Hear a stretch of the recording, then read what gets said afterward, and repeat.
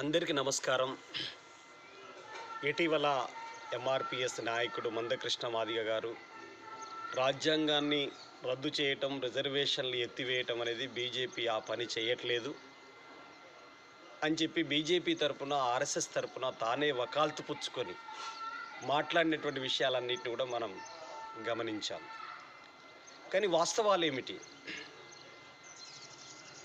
రిజర్వేషన్లు వీపీ సింగ్ ప్రభుత్వ హయాంలో ఏర్పడినప్పుడు ఈ రిజర్వేషన్లను రద్దు చేయాలని చెప్పి కమండల్ యాత్ర నిర్వహించింది ఎవరు? ఆర్ఎస్ఎస్, విహెచ్పి, బజరంగ్ దళ్ కాదా? దీనికి మందకృష్ణ మాదిగ గారు సమాధానం చెప్పాలి. డాక్టర్ బాబాసాహెబ్ అంబేద్కర్ భారత రాజ్యాంగాన్ని రాసినప్పుడు ఈ రాజ్యాంగం అనేటువంటిది అతుకుల బొంత అమెరికా, బ్రిటన్, ఇంగ్లాండ్ నుంచి తయారు చేసింది, ఇది ప్రాచీన సనాతన సాంప్రదాయాలకు భిన్నంగా ఉంది, హిందుత్వ ధర్మానికి భిన్నంగా ఉందని చెప్పి వ్యాఖ్యానించినటువంటి సంస్థ ఏంటిది? అది ఆర్ఎస్ఎస్ కాదా? మీరు సెలవీయాల్సినటువంటి అవసరం ఉంది. వాజ్పేయి గారు 13 రోజుల పరిపాలన కాలం కానీ 13 నెలల పరిపాలన కాలంలో కానీ ఈ రాజ్యాంగాన్ని సమీక్షిస్తామనేటువంటి మొట్టమొదటి మాట బీజేపీ నుంచి వచ్చిందా, రాలేదా? మీరే జవాబు చెప్పాల్సిన అవసరం ఉంది. ఇటీవల కాలంలో కర్ణాటక బీజేపీ ఎంపీ అనంతకుమార్ హెగ్డే మాకు 400 సీట్లు వస్తే రాజ్యాంగాన్ని రద్దు చేయటం ఖాయం, చేసి తీరుతామని చెప్పేసి మాట్లాడండి.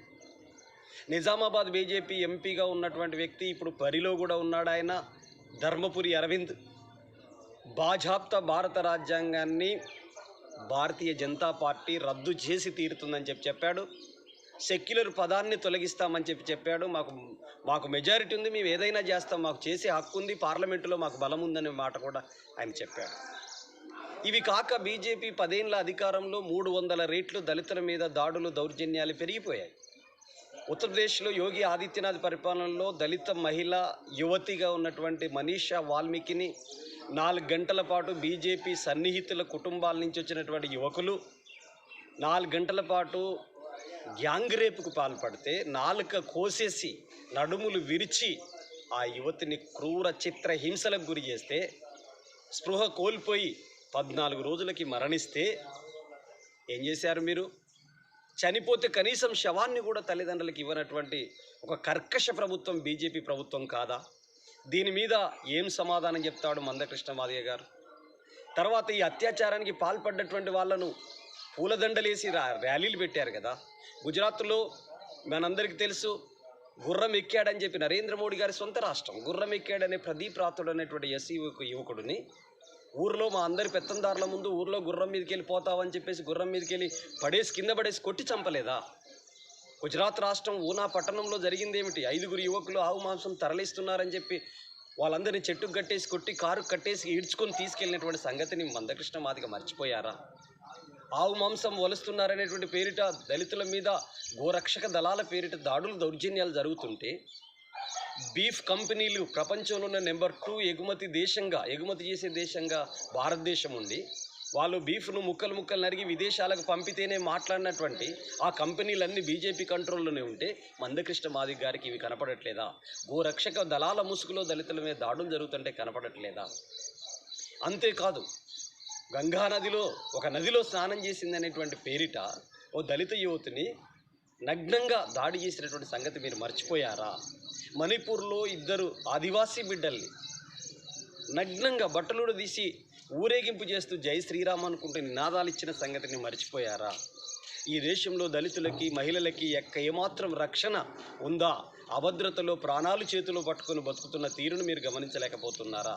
ఎస్, మీరు చెప్పారు బీజేపీ అగ్రవర్ణాల్లో ఉన్నటువంటి పేదలకి రిజర్వేషన్లు కల్పించింది అని చెప్పారు.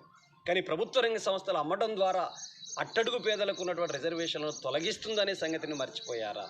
ఈ విషయాలన్నిటి మీద మందకృష్ణ మాదిగ జవాబు చెప్పాలి.